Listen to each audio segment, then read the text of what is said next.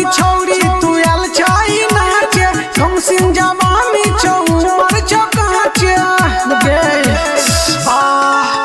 हाँ नाच वाली छौरी तू आल छाई नाचे कम सिन जवानी छौ उमर चकाचे रात भर नाचे सुने गे छौरी चल जाए ना भोर में कनी चिखा के नच में न जाती तू ढोरी देखा के तो खा जबो जवानी चुना कथा मिला के नच में न जाती तू ढोरी देखा के तो खा जबो जवानी कथा चुना मिला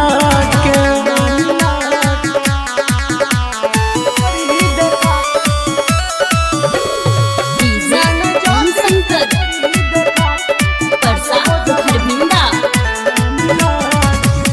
चल तो में बहाना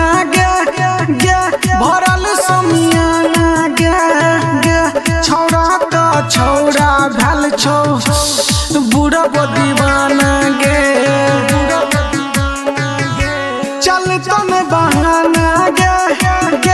भरल समियाना छौड़ा तो छौड़ा भल छौ बुढ़ा दीवाना गे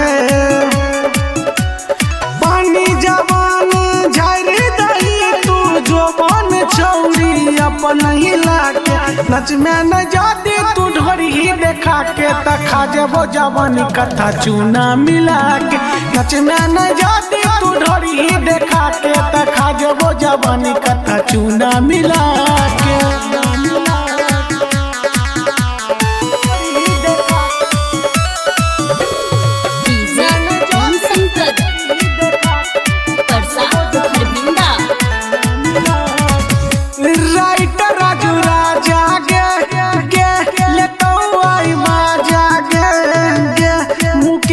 दीवाना कहो